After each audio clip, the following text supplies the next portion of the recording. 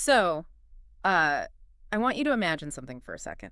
Picture one of the most heavily armed, powerful militaries on the planet dropping into a foreign city. Right.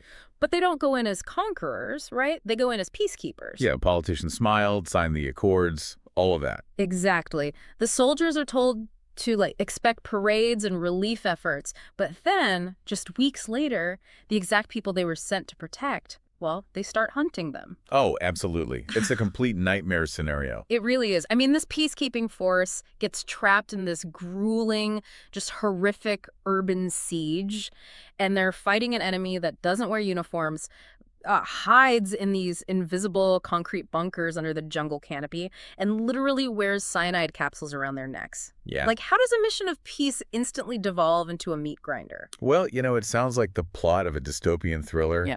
But that was the stark, blood-soaked reality for the Indian peacekeeping force. The IPKF, right. Right, the IPKF in Sri Lanka. I mean, they walked into what they honestly believed was a standard stabilization operation, and they were just entirely consumed by this rapidly mutating insurgency. Okay, let's unpack this, because today, we are putting on our strategic analyst hats for this deep dive. Yeah, familiar. We have this massive stack of incredibly detailed source material, military familiarization guides, tactical scrub downs, operational matrices, all focusing on the Sri Lankan Civil War. And it is dense material, let me tell you. Oh, totally.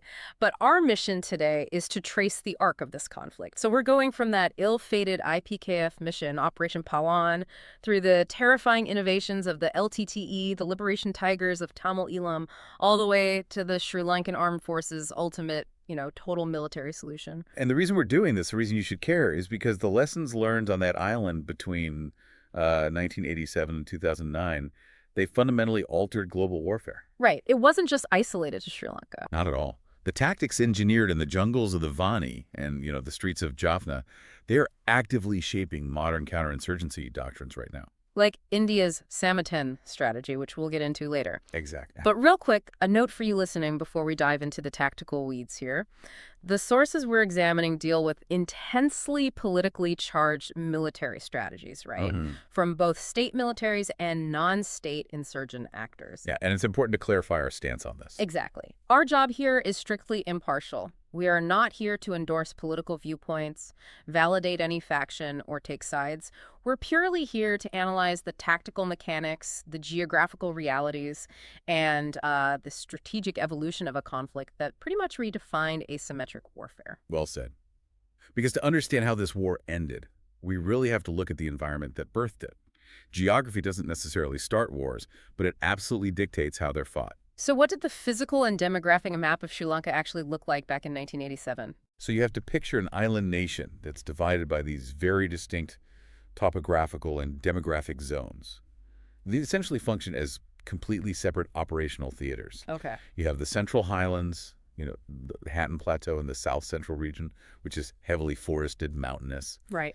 But the friction points, the absolute powder kegs of this conflict, they were concentrated in the north and the east. So up north, that's where we find the Jaffna Peninsula, right? Exactly. Jaffna is densely populated, highly urbanized, and culturally massively significant. And then just below that, you have the Vani region, which is just incredibly unforgiving, dense jungle terrain. And there's a very specific geographic bottleneck connecting Jaffna to the rest of the island, right?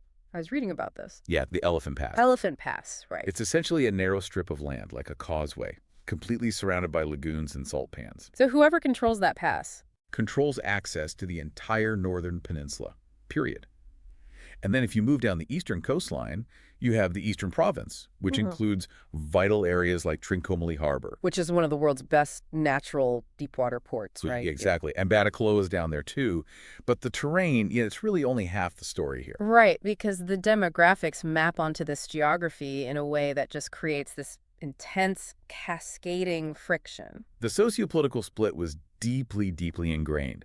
So the majority of the Sri Lankan population is Sinhalese, mostly concentrated in the south, west, and central parts. Okay. But in those northern and eastern regions we just talked about, you have a concentrated majority of Sri Lankan Tamils. And there are other groups too, right? Like Indian Tamils. Yes, the British historically brought them in as plantation laborers in the Central Highlands, and you also have Moors, who are a Muslim minority, and Burghers, who are of Eurasian descent. So looking at these sources, it's clear to me this wasn't just like a sudden dispute over borders one random Tuesday. No, not at all. This was a slow-motion institutional alienation. Like, the sources highlight these historical catalysts, the legacy of the ancient Anuradhapura kingdom, the Ceylon Citizenship Act. But the spark that truly seems to, light the match is the Sinhala-only Act of 1956. That was the massive turning point. But how exactly does a piece of language legislation push a country toward an armed insurgency? Like, what's the physical mechanism of that marginalization? Well, it's about systemic exclusion from state power and economic mobility. When the government made Sinhala the sole official language of the country, it wasn't just some symbolic gesture. It had real teeth. Massive teeth. Overnight, Tamil speakers were basically locked out of government jobs. If you were a Tamil civil servant, you couldn't take exams for promotion. Wow. If you were just a regular Tamil citizen, you suddenly couldn't read the documents in a court of law or interact with the police or navigate the state bureaucracy at all. So you're effectively rendered a second-class citizen in the eyes of the administrative state. Exactly. And then the sources also mentioned the university standardization quotas that followed. Right. I saw that. They basically rigged the education system. Yeah, the state introduced these quotas that required Tamil students to achieve significantly higher examination marks than Sinhalese students just to gain admission to universities, especially in fields like medicine and engineering, right? Right. And education had traditionally been the primary vehicle for upward mobility for the Tamil minority. So by structurally capping that mobility, the state created this massive demographic of highly educated, profoundly disenfranchised, and just very angry youth. But, bureaucratic friction usually leads to protests, maybe riots, but not necessarily suicide bombers. What escalated this to actual physical violence? The emotional breaking points were visceral, and they were incredibly violent. So in 1981, an organized mob, which actually included state police officers, burned down the Jaffna Public Library. Oh, man. That was a huge deal, right? Massive. This was one of the most prominent libraries in all of Asia. Over 90,000 Tamil historical texts, irreplaceable ancient manuscripts, cultural literature, all just went up in smoke. So for the Tamil population, this wasn't just property damage. This was a deliberate attempt at cultural erasure. Precisely. And that laid the groundwork for 1983, Black July. Black July. That's universally recognized as the point of no return, isn't it? Yeah, it really is. Following an LTTE ambush that killed 13 Sri Lankan soldiers, these orchestrated anti-Tamil pogroms just swept across the country. Just absolute chaos. Mobs targeted Tamil homes, businesses, individuals. Thousands were killed, and you saw this massive displacement occur, both internally and internationally. Which is what sparked the massive Tamil diasporas. Exactly. Yeah. And during this time, the Wellikada prison massacre happened, where Tamil political prisoners were literally murdered in their cells. Black July basically destroyed any remaining faith in a political solution. It pushed thousands of young Tamils straight into the training camps of militant groups. Yeah, they felt they had no other option for survival. And initially there was this entire alphabet soup of militant groups, right? The sources list, the TULF, PLOTO, KALO, EPRLF. A lot of acronyms, yeah.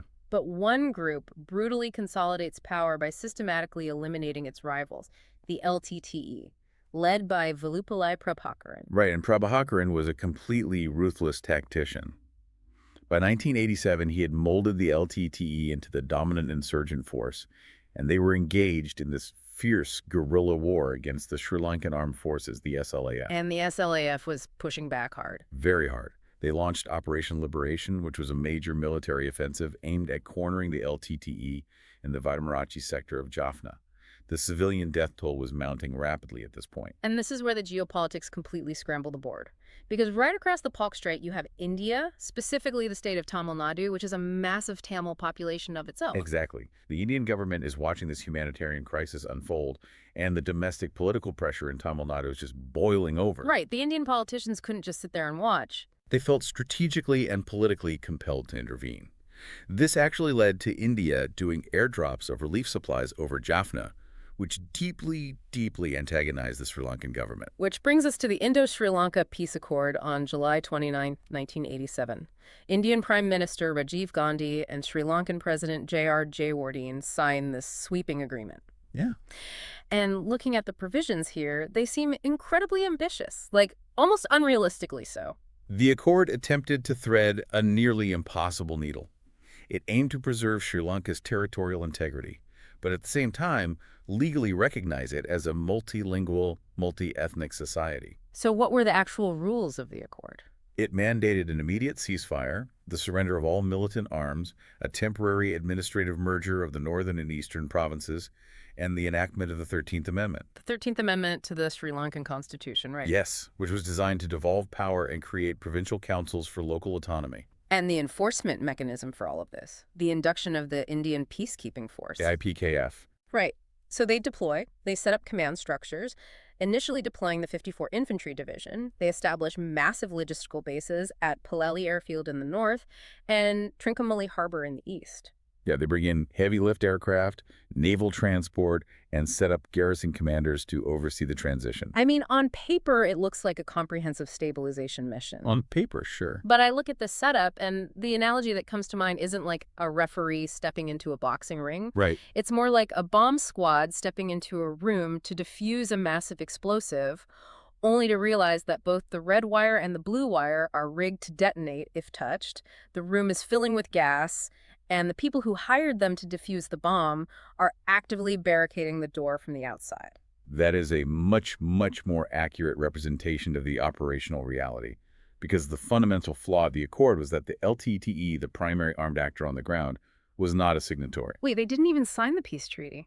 No. They were essentially strong-armed into accepting it by India.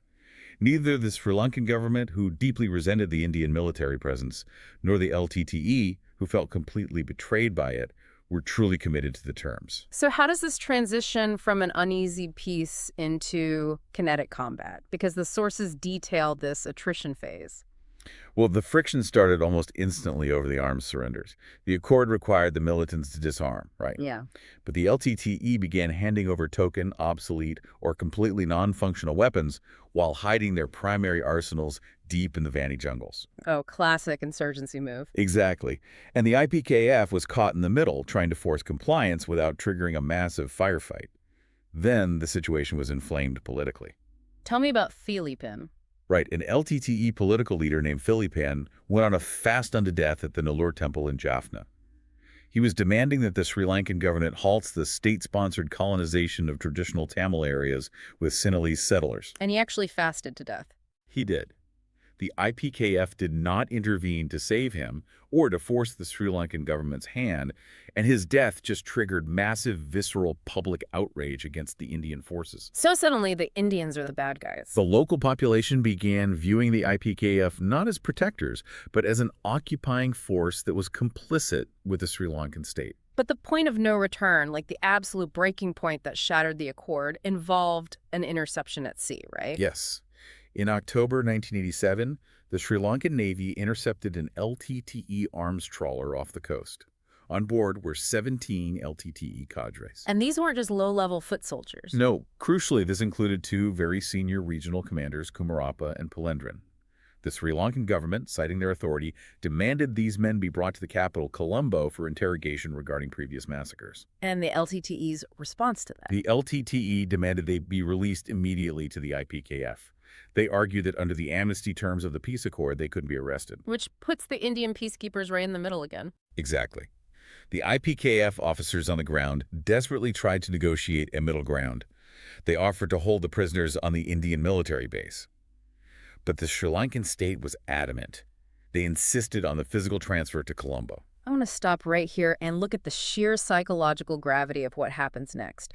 Because as the Sri Lankan forces move in to forcefully transfer these 17 prisoners, all 17 LTTE cadres simultaneously bit down on cyanide capsules that they wore around their necks. Oh my God. 12 of them died almost instantly, including the two senior commanders, Kumarappa and Palendran. The mass suicide. It was an absolute shockwave. The use of cyanide wasn't just a desperate act of evasion, you know. It was a highly conditioned foundational tenet of the LTTE's operational security. Let's talk about the mechanics of that cyanide for a second, because it's not just a dramatic flair for a movie. It is the ultimate intelligence denial system. Precisely. If your cadres can never be captured alive, they can never be interrogated, they can never reveal supply lines, command hierarchies, or the locations of hidden bunkers. Right, a dead man can't talk. It essentially blacked out the Sri Lankan military's ability to gather human intelligence. But beyond the operational security, the cyanide capsules built this intense, fanatical cult of martyrdom. It sent a message. A huge message. It signaled to the population that the LTTE was completely irrevocably committed to the cause of an independent state, Tamil Eelam, to the point of self-annihilation. And the death of those 12 commanders proved to the LTTE leadership that the IPKF could not or would not protect them from the Sri Lankan state. So the accord was dead in the water. Yep. Immediately following the suicides, the LTTE launched a wave of retaliatory massacres against Sinhalese civilians in the east, and they began actively ambushing Indian military patrols. The peacekeepers were now the targets. Exactly. Which forces the Indian military leadership to make a drastic pivot. The Chief of Army Staff in India, General K. Sundarji, issued the directive to adopt what they called the hard option. The peacekeeping mandate was shelved entirely. Time to go to war. The IPKF was ordered to pivot to full-scale kinetic combat operations to forcibly disarm the LTTE.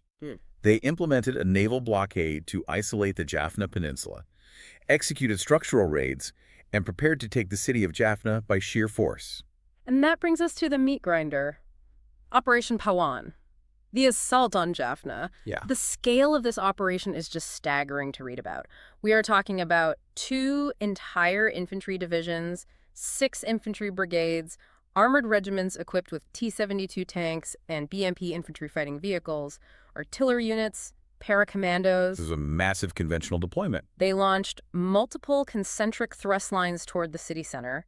They executed simultaneous beach landings to cut off coastal escape routes.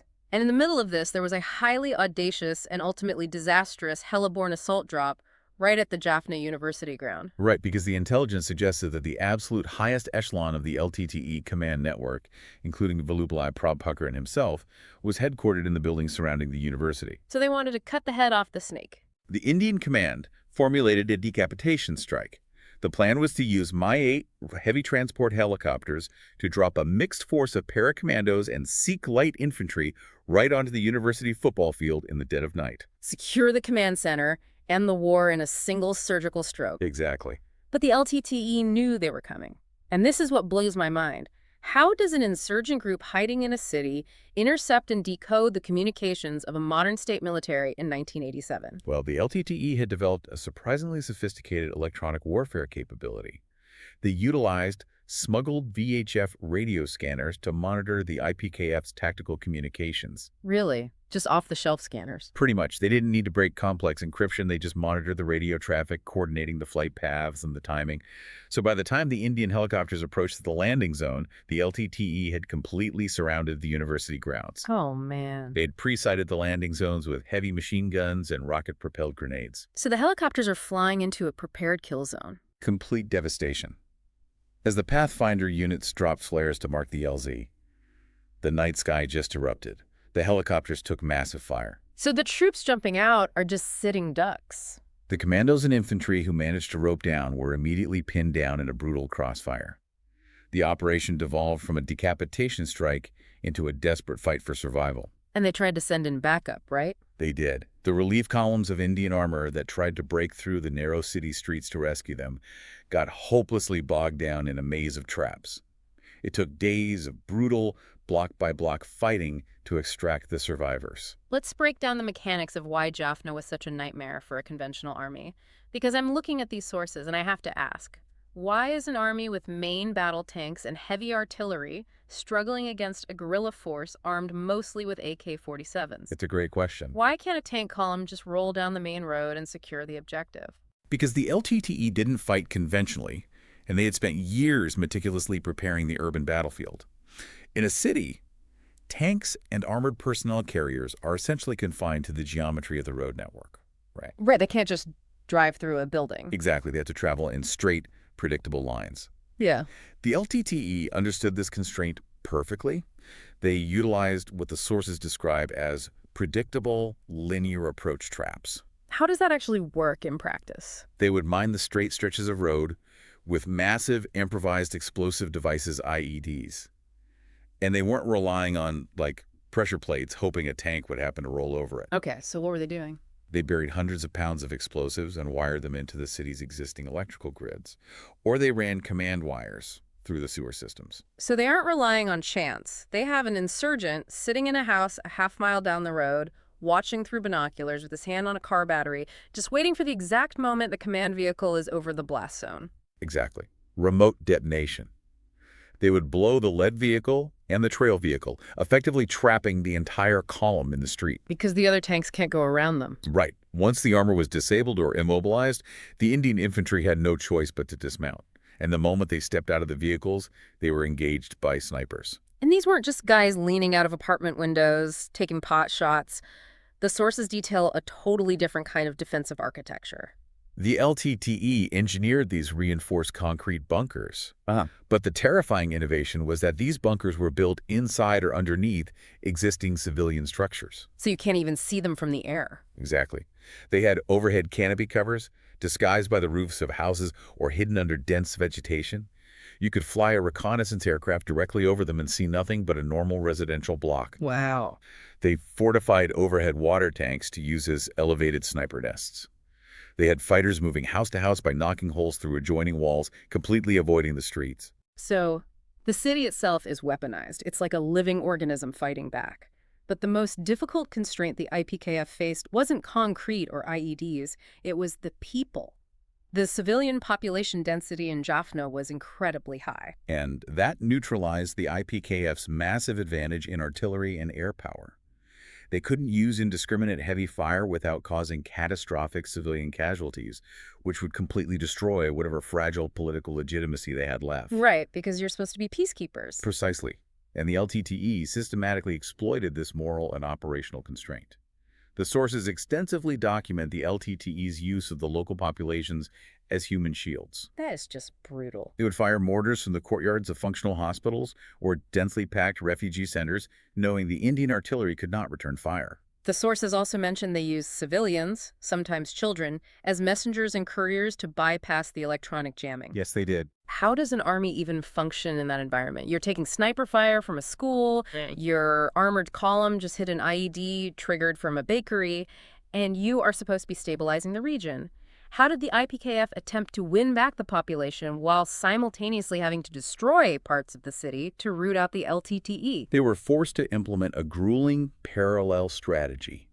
While the kinetic block-by-block combat was raging, the IPKF established civil affairs and what they called WHAM operations, winning hearts and minds. It seems almost contradictory, though. You're fighting a brutal urban war, but you're also trying to run the municipality. They had no choice.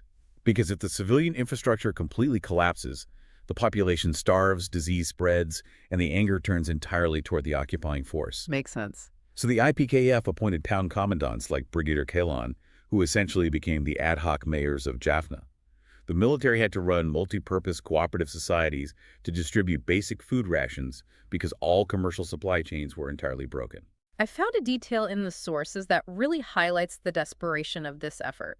The IPKF actually flew in civilian electrical technicians from the Tamil Nadu State Electricity Board in India to repair the power grids in Jaffna while the fighting was still happening. Yeah, because if the power stays off, the water pumps don't work. If the water stops, you have a cholera epidemic. It's all connected. They established military-run telecommunication exchanges. They set up localized judicial operations to handle civil disputes. They organized scavenging and sanitation fleets to clear the streets, while the Indian Red Cross set up massive medical camps to treat the thousands of wounded civilians. It sounds like a Herculean, deeply unglamorous effort to stabilize the rear areas while the front lines were still exploding. It was. And politically, despite the chaos, they managed to push through the Northeastern Provincial Council elections. They enacted the 13th Amendment and inducted a chief minister under heavy IPKF protection. But fundamentally, the military reality on the ground was shifting, wasn't it? The IPKF eventually took control of the Jaffna, but they didn't destroy the LTTE. No. The LTTE recognized that standing and dying in a conventional urban siege was strategic suicide. So they just faded away. They pulled a disappearing act. They abandoned the urban centers, discarded their heavy weapons, and retreated into the incredibly dense, unforgiving jungles of the Vanni region and the eastern province. Which forces the IPKF to completely rewrite their operational playbook again. They go from urban warfare to deep jungle search and destroy missions. The sources list major thrusts with names like Operation Swordfish, Virat, Checkmate, and Tufan. And fighting in the Vanni is an entirely different nightmare. It's triple canopy jungle, rampant malaria, leech-infested swamps, and zero visibility. The IPKF was essentially chasing a ghost. But while the Indian military was bogged down in the mud, the political wind in Sri Lanka completely shifted direction, right? Drastically. In 1988, a new Sri Lankan president is elected, Ranasinghe Pitasa, and his primary platform is fiercely anti-accord. He demands that the Indian military pack up and leave his country. And this creates one of the most bizarre, almost unbelievable tactical alliances of the entire 26-year war. It was a shocking convergence of interests. Both the Sri Lankan government and the LTTE, mortal enemies, suddenly shared a primary objective: get the Indian military off the island. Wow. The Sri Lankan government went so far as to secretly supply the LTTE with arms, ammunition, and finances to help them fight the Indian forces. Wait. The government is arming the insurgency to fight the peacekeepers they invited in. It's absolute geopolitical whiplash. It created an utterly untenable political and military situation for India.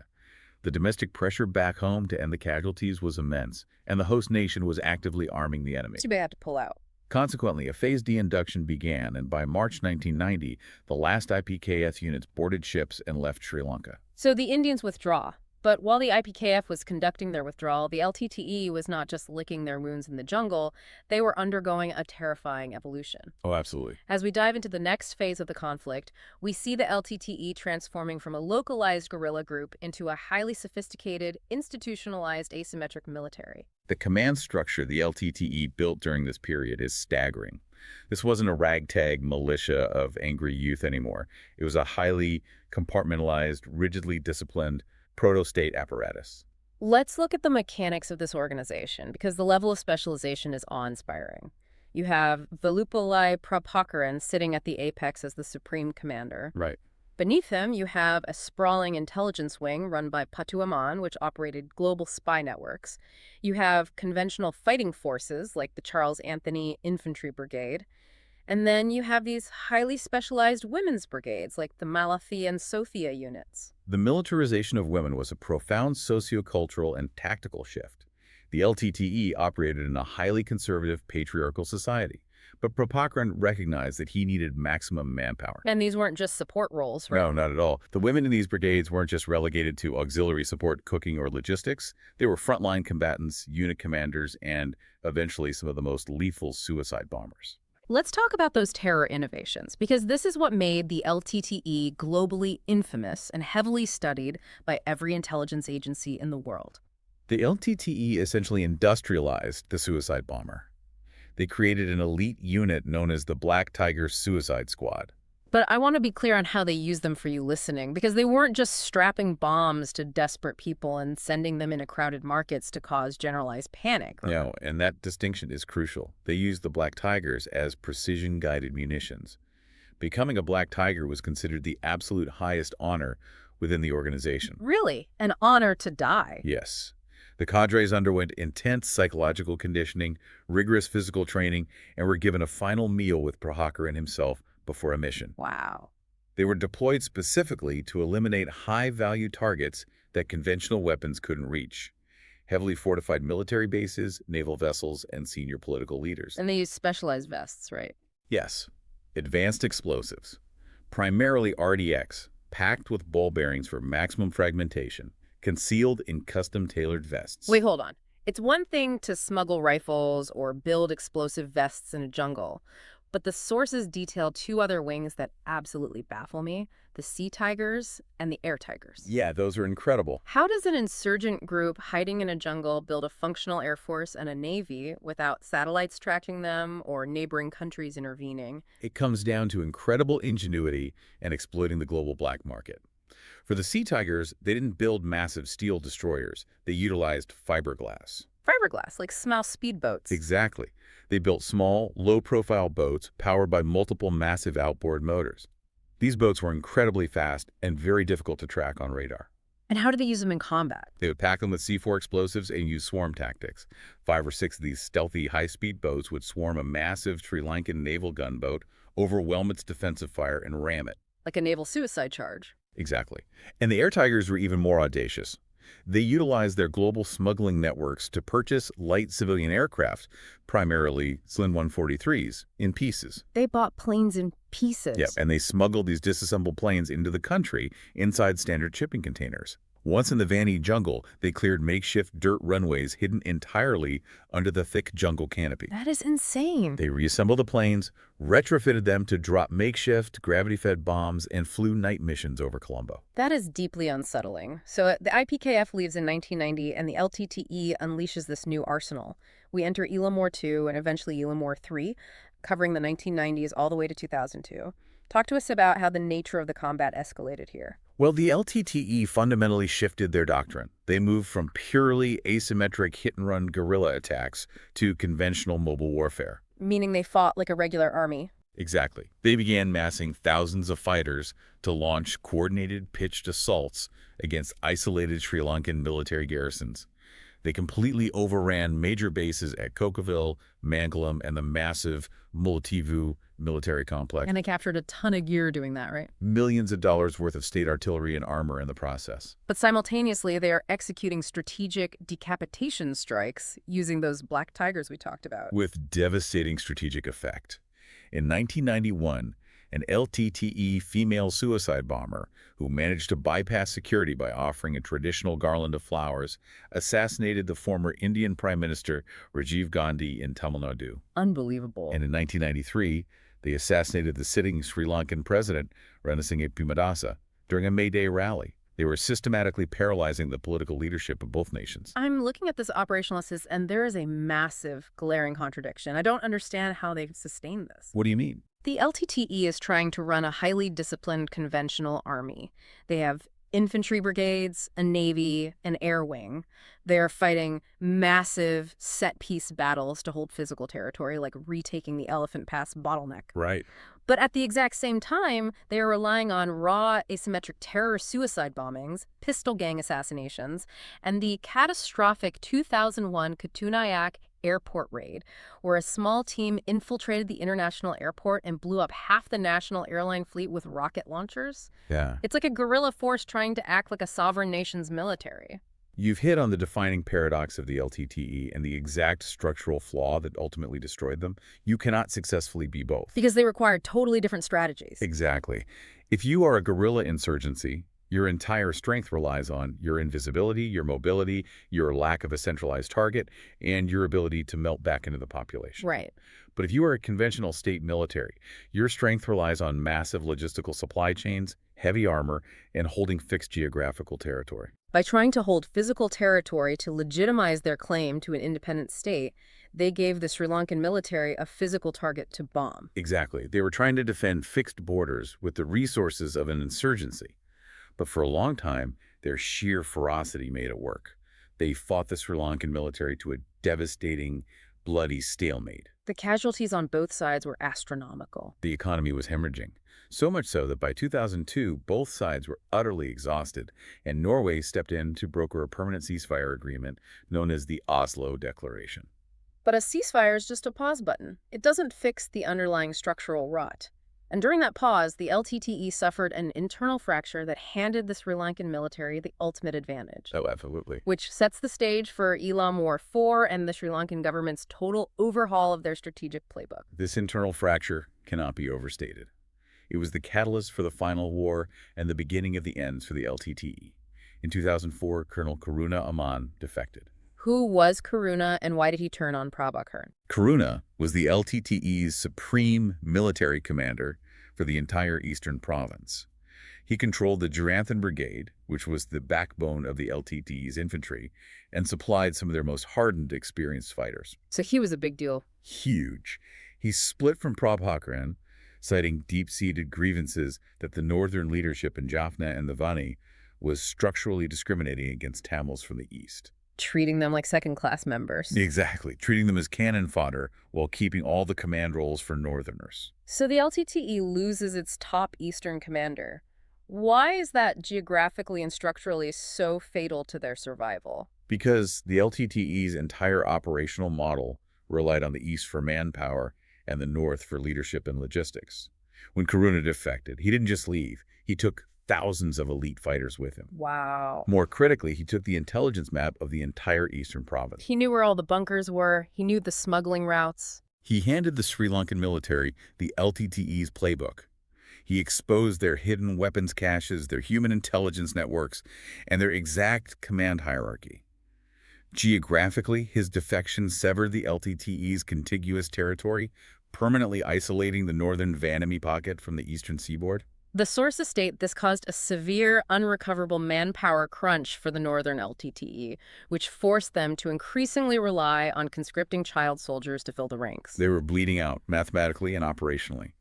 And the Sri Lankan political and military leadership recognized that the invincible aura of the LTTE was finally shattered. This is when the Rajapaksas come in, right? Yes. In 2005, Mahinda Rajapaksa was elected president of Sri Lanka, and he appointed his brother, Gotabaya Rajapaksa, a former military officer, as defense secretary. And they changed the entire strategy. They looked at the past 25 years of failed peace talks, broken ceasefires, and assassinated leaders, and they made a cold, absolute calculation. The total military solution. Yes.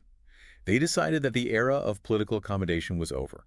There would be zero political negotiation pauses, no more international ceasefires that allowed the LTTE time to rest, recruit, and rearm. So no more talking. None. The stated objective was no longer to bring the LTTE to the negotiating table. It was to annihilate them as a military and organizational entity. Lift breaks down the actual mechanics of this grand strategy, because the Sri Lankan victory in Elam War 4 wasn't just about the army shooting more accurately. It was about restructuring the entire geopolitical ecosystem of the war. It was a full-spectrum approach. Our sources outline 3 pillars of victory. How did Pillar 1 work? Pillar 1 was complete operational freedom.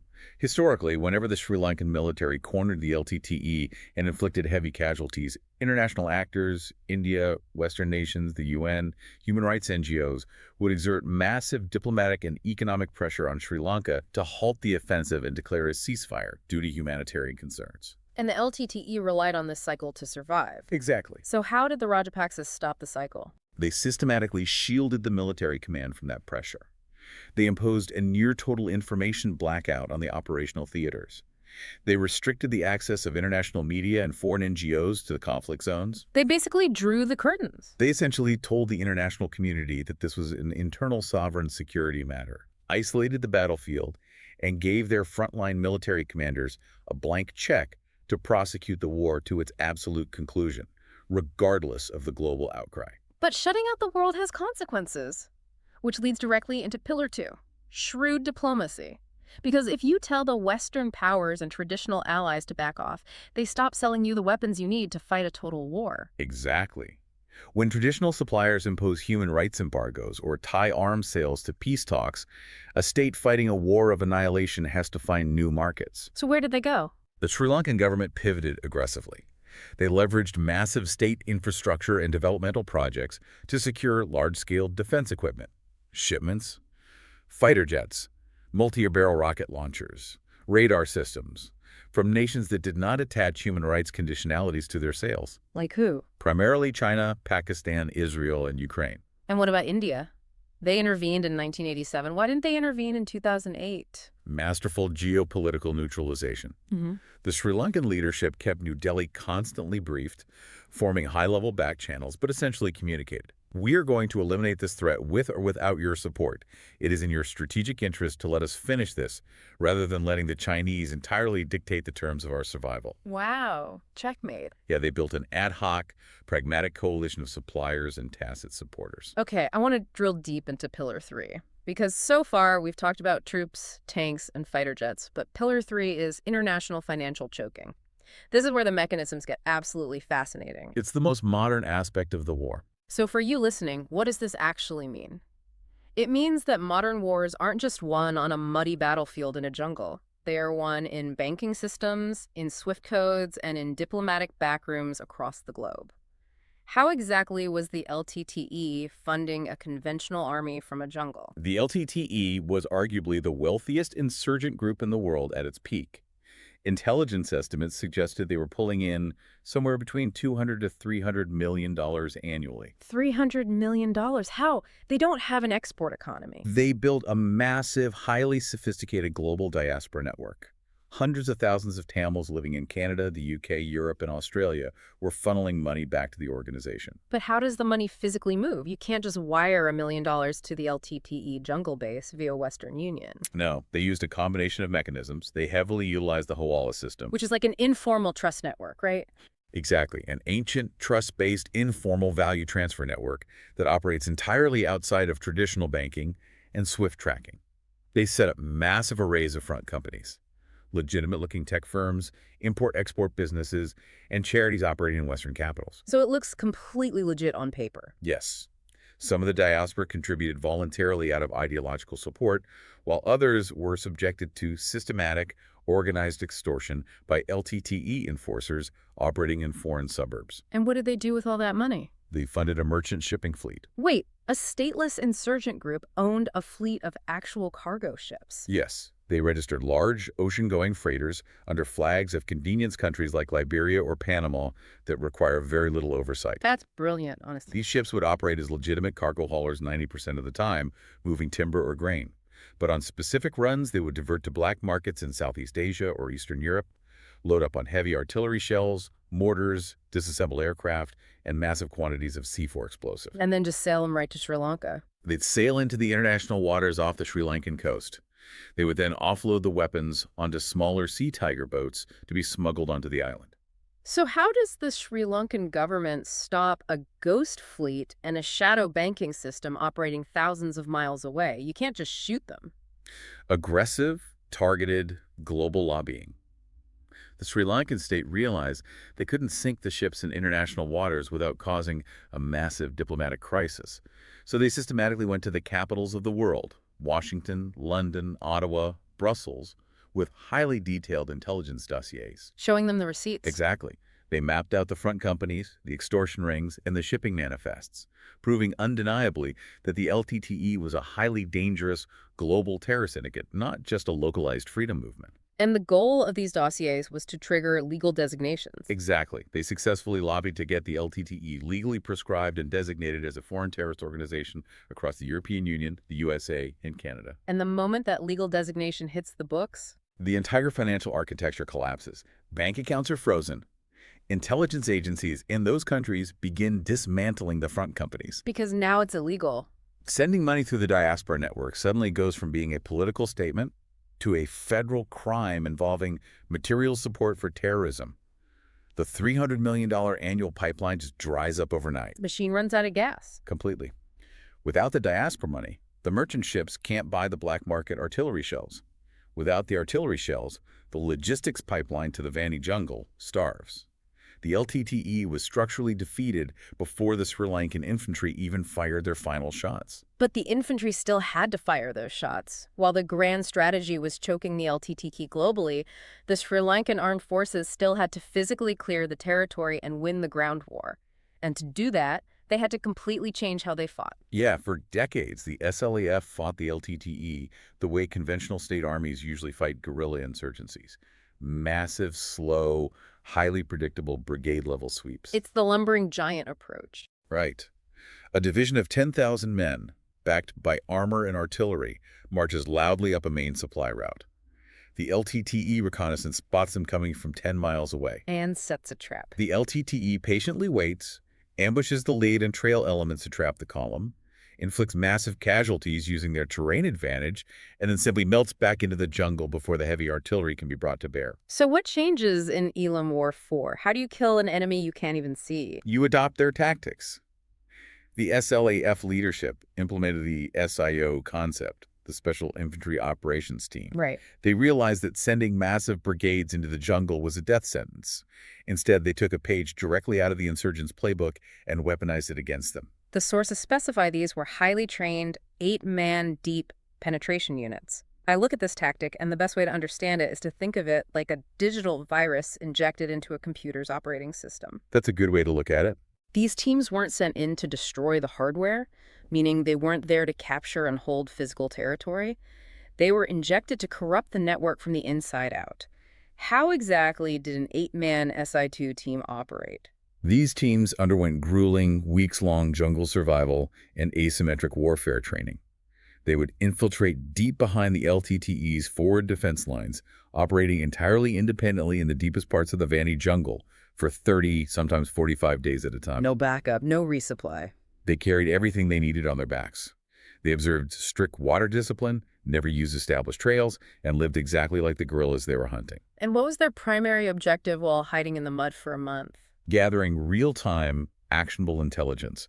They would map the LTTE's hidden supply routes, locate the concealed mortar pits, and identify the command bunkers. But they weren't just watching, right? No, they executed targeted assassinations of mid-level LTTE commanders, laid devastating claymore ambushes along logistics trails, and most importantly, they would call in precision airstrikes using secure grid coordinates. They basically became the guerrillas. Precisely. They turned the jungle into a terrifying place for the LTTE.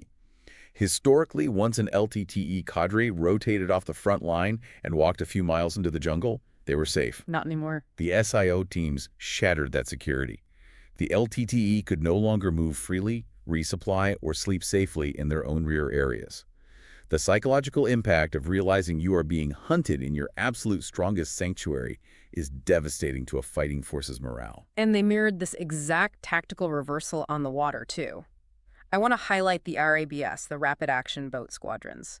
Because earlier we talked about how the Sea Tigers dominated the coastal waters using swarms of small, fast, explosive-laden boats. Right, to overwhelm larger Sri Lankan naval vessels. So the SLEF simply copied the mechanism and scaled it up. Swarming the swarmers. Exactly. Instead of relying on massive, slow gunboats, the Sri Lankan Navy deployed hundreds of rigid-hulled inflatable boats, heavily armed with machine guns and grenade launchers. So they fought fire with fire. They trained their sailors in asymmetric, high-speed interception maneuvers. They swarmed the Sea Tigers in the shallow coastal waters and completely dismantled their naval logistics network, severing the LTTE's ability to move supplies along the coastline. It was a total tactical role reversal. The state military adopted asymmetric, fluid, decentralized tactics. But simultaneously, the insurgent force made the fatal mistake of trying to fight conventionally. A huge mistake. Let's talk about the LTTE's fatal flaw. The sources extensively detail their reliance on ditch and bund fortifications. What is a ditch and bund, and why did it doom them? Well, as the Sri Lankan military advanced, Prabhakaran decided that to legitimize the concept of an independent state, he had to defend lines on a map. He ordered the construction of massive linear defensive earthworks. We are talking about World War I-style trench warfare in a tropical jungle. Essentially, yes. They forced thousands of civilians and cadres to excavate massive trenches, sometimes miles long. They used the excavated earth to build a towering berm, the bund, often 10 feet high, directly behind the water-filled ditch. Just a massive wall of dirt. They reinforced these walls with timber and concrete and placed their fighters in fixed firing positions along this massive wall. Why is that a strategic mistake, though? It sounds formidable on paper. Because it violates the fundamental rule of guerrilla survival: mobility. If you lock yourself into a static, linear defense, you provide a fixed target. The analogy here is brutal. It's like a lightweight fighter whose entire survival is based on speed, evasion, and tiring out the opponent, suddenly deciding to stand completely still in the dead center of the ring, drop his hands, and try to trade heavy, static punches with a heavyweight champion. And the SLAF was the absolute heavyweight. Once the LTTE stopped moving and locked themselves into these ditch and bund fortifications, the SLAF simply brought up their overwhelming advantage in heavy artillery, multi-barrel rocket launchers, and called in their unhindered air superiority. They just leveled them. They systematically pulverized these earthworks, burying the LTTE fighters in their own trenches. The lightweight gets crushed. Utterly and completely. Every factor compounded simultaneously. The internal intelligence hemorrhaging from the Karuna split, the severe manpower crunch, the total destruction of their merchant shipping fleet from the global financial choking. And this catastrophic tactical decision. Right, to fight a static conventional war against the state military. Ugh. The SLAF systematically isolated the Vanni pocket, driving the remnants of the LTTE eastward until they were ultimately trapped, with their backs to the ocean, at the Nanthi Kadal Lagoon. And that is where the war ended in May 2009. The Sri Lankan military pushed through the final defenses. Velupillai Prabhakaran was killed in the final firefights. The entire command structure was dismantled. and a 26-year civil war came to a brutally decisive close. It was a total, unmitigated military victory, which, if you look at the modern era of protracted, endless, simmering conflicts, is an incredibly rare phenomenon. Which brings us to the ultimate synthesis of this deep dive. Because the brutal, highly effective lessons learned in the jungles of Jaffna and the Vanni didn't just fade into history textbooks. Not at all. They were intensely studied by other nations facing internal asymmetric security threats, particularly India. The Indian military and intelligence establishment had a front-row seat to the early years of this conflict with the IPKF, and they closely, meticulously monitored Elam War 4. They were taking notes. Oh, absolutely. The strategic and tactical frameworks developed in Sri Lanka have direct, visible analogs in how India manages its own complex internal security matrix today. We're talking about a variety of operational theaters here. The proxy war and cross-border militant infiltration in Jammu and Kashmir, the complex ethnic insurgencies in the northeast groups like ULFA in Assam or the PLA in Manipur. Yes, all of those. But the sources highlight the most direct application of these lessons in how India combats left-wing extremism, the Naxalite movement. Yes, the Maoist insurgency operating within what's known as the Red Corridor, a swath of territory running through central and eastern India, heavily forested and rich in minerals. Let's give a brief context on the Naxalites, just so we understand the parallel to the LTTE. The sources outline the grievance roots here: the socioeconomic exploitation of indigenous tribal populations, structural resource deprivation, often following massive state or corporate mineral and mining projects, and the extremely limited administrative reach of civil governance in these deep forested terrains. The parallels to the early LTTE grievances are undeniable, right? It's a marginalized population feeling entirely alienated from the central state apparatus. Right. The Naxalite cadres exploit this underdevelopment and state absence, using the dense, asymmetric jungle hideouts of regions like Bastar to launch highly lethal strikes against security forces and infrastructure, and then disappearing back into the canopy. So how does the modern Indian state respond, having absorbed the lessons of the Sri Lankan model? They developed a highly integrated, full-spectrum counter-Maoist doctrine. It's codified in an acronym, Samadhan. Yes, Samadhan. Yeah, I don't just want to read a list here. Let's break this framework down letter by letter and examine the actual mechanisms, because it essentially operationalizes everything we've talked about today. Perfect. The S in Samadhan stands for smart leadership. This directly echoes the SLAF's realization during Elam War 4 that centralized, heavy-handed bureaucratic command structures fail against fluid guerrillas. You need guys on the ground making the calls. Exactly. You cannot wait for a general in a capital city to authorize a strike against a target that will vanish in 10 minutes. You need decentralized, highly adaptable, technologically empowered commanders on the ground making instantaneous tactical decisions. A is aggressive strategy. This is the shift away from a defensive outpost mentality. You don't sit in a fortified police station waiting to be ambushed. You utilize proactive, intelligence-led operations to constantly keep the insurgents off balance, much like the SIO teams did. Then we have M, which is motivation and training, ensuring forces are physically and psychologically prepared for protracted jungle deployments. Then we have the second A, actionable intelligence. This is the bedrock of modern counterinsurgency. You cannot hit what you cannot see. Human intelligence networks, combined with electronic surveillance, must be synthesized to provide exact grid coordinates, not just general operational areas. Okay, stop right there. The DI in Samadhan fascinates me. Dashboard-based KPIs, key performance indicators. Yeah, that surprises a lot of people. Wait, corporate KPIs in a jungle war?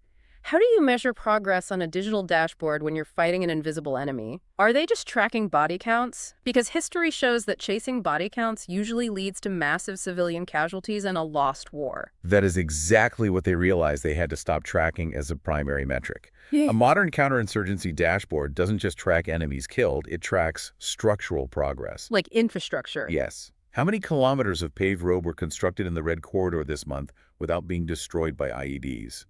How many new mobile telecom towers were erected and remained operational? What is the percentage increase in local tribal populations utilizing state-run medical camps or providing actionable tips to the police? Ah, so you measure the shrinking of the insurgents' ecosystem, not just the insurgents themselves. Precisely. H is harnessing technology, utilizing drones, satellite imagery, and secure communications. The third A is action plan for each individual theater. Meaning you don't fight a deep jungle war in Chhattisgarh the same way you fight an urban, intelligence-heavy insurgency in the streets of Kashmir. Exactly. The tactics must be bespoke to the geography.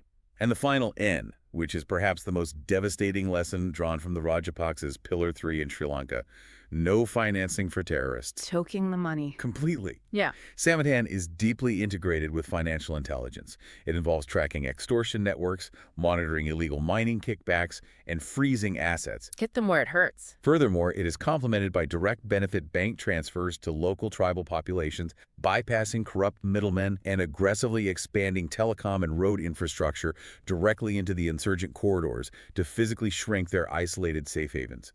It is a holistic, full-spectrum approach to state building as a weapon of war. There are a few very specific, hard-won doctrinal takeaways for the armed forces listed in our sources that I want to highlight because they seem directly born from the trauma of the IPKF's Operation Pawan in 1987. Definitely.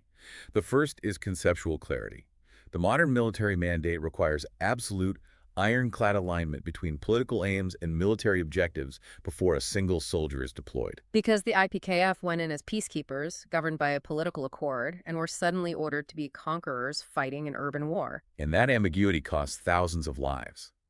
Today, the military demands clear, achievable, and legally defined political objectives before engaging in kinetic action. Second is exit plans. Define strict, condition-based extraction metrics from day one. Do not get dragged into protracted, open-ended regional commitments without a defined end state. Know exactly how and when you're getting out. If you go in, you must know exactly what specific conditions need to be met to declare mission success and pull the forces out. And the third is professional freedom, ensuring legal protections and operational autonomy for field commanders, insulating them from the micromanagement of external civilian administrators. Which is the exact replica of Pillar 1 of the Sri Lankan victory model, shielding the operational command to let them fight the war they were ordered to fight. I also want to connect the tactical evolution of those SIO teams, those 8-man deep penetration squads living in the mud in Sri Lanka, to the modern global counterterrorism paradigm. Because our sources prominently mention the leadership targeting model. Right. This is the definitive shift away from massive, high-signature troop deployments. In the 21st century, you don't send an armored division to kill a single leader anymore. They'd see you coming a mile away. The signature is too large, the collateral damage is too high, and the target will escape long before the tanks arrive. You see this globally. The strategic targeting of Osama bin Laden, Ayman al-Zawahiri, Abu Bakr al-Baghdadi, and the recent decapitation strikes against leadership in the Middle East. It's entirely focused on instantaneously collapsing the command structure. And how is it executed? Through highly specialized, tech-enabled small-team operations. In India, you see this with the Ghatak platoons, the Paraspecial Forces, and the Greyhounds operating in the Maoist corridors. Right. They fuse the SIOT concept with modern capability. They utilize real-time drone loitering munitions, thermal satellite surveillance, and cyber intercepts to precisely locate the target. Then, a small, highly lethal, independent team is inserted to achieve total surprise, eliminate the leadership nucleus, and extract while minimizing collateral damage. It's surgical. It is the direct, hyper-advanced evolutionary descendant of the Sri Lankan deep penetration concept. So we've traced the entire arc of this immense conflict. We've gone from a disorganized, legally ambiguous peacekeeping force walking into a catastrophic urban trap to the rise of a terrifyingly adaptive insurgent military that built a navy and an air force in a jungle. Yeah. To the brutal, absolute tactical reversal by a state that prioritized total military victory over any form of political compromise. If there is a grand synthesis to be drawn from this massive historical study, it is a profound dual realization about the nature of modern war. What's the first realization? First, it vividly demonstrates the terrifying adaptability, resilience, and lethality of asymmetric insurgencies. When a decentralized group is willing to weaponize every single aspect of their society, including utilizing their own bodies as precision munitions via suicide tactics, they can hold a heavily armed sovereign nation completely hostage for decades. But the second realization is the brutal counter to that. Yes. It proves empirically that state militaries can achieve decisive, absolute conventional victories over deeply entrenched fanatical insurgencies. But at a massive cost. But, and this is the massive, chilling caveat, they can only do so if they are willing to completely rewrite their strategic, diplomatic, and moral DNA. A state has to combine localized, highly aggressive, small-team tactical flexibility on the ground with an overwhelming, ruthless campaign of geopolitical, diplomatic, and financial choking globally. You have to starve the roots across the globe while simultaneously burning the branches in the jungle. And that is exactly why this history matters so deeply for you listening today. Understanding the mechanical, grinding realities of Elam Warfor or the IPKF's struggles in the booby-trapped streets of Jaffna gives you the exact cipher needed to decode the modern conflicts you see in the news every single day. Absolutely. When you hear about precision drone strikes targeting insurgent leadership compounds in the Middle East, or international coalitions working to freeze the assets of obscure shell companies in European banks, or deep penetration special forces raids in remote mountain ranges, you aren't just seeing isolated events. No, you're seeing the playbook. You are seeing the direct legacy of these exact tactical evolutions playing out in real time. The modern blueprint for counterinsurgency was drafted in blood on that island. The technology of war evolves exponentially, but the underlying brutal mechanics of logistics, intelligence denial, and absolute political will remain constant. Which brings me to a final thought I want to leave you with, something to really mull over on your own after we wrap up. We talked extensively about the Sri Lankan Armed Forces' total military solution, their Pillar 1. And that entire strategy relied heavily on successfully shutting out international diplomatic pressure. Information blackout. Exactly. They pulled the curtains closed, imposed an information blackout, ignored the global outcry, and operated freely to annihilate the insurgency without the world watching. But think about the architecture of the world today. We live in a hyper-connected, social media-driven era where every battlefield movement, every civilian casualty, every explosion, and every troop deployment is live-streamed in high definition to 1 billion smartphones instantly. Yeah, often via decentralized networks like Starlink that a state cannot easily jam. Right. So in an environment of total, inescapable, real-time global visibility, is a shielded, total military solution like Sri Lanka's even mechanically possible for a nation to execute anymore? Or has the sheer, unrelenting nature of our digitally connected world changed the fundamental rules of war forever? It is arguably the most defining, paralyzing strategic question facing modern military planners today. Because the next time a force lands in a city expecting a clean resolution, they might find that the fog of war hasn't just lifted. It has been replaced by 1 million camera lenses, broadcasting their every move to a world that never stops watching. And the muddy, treacherous waters of the urban siege are deeper and more complicated than ever before.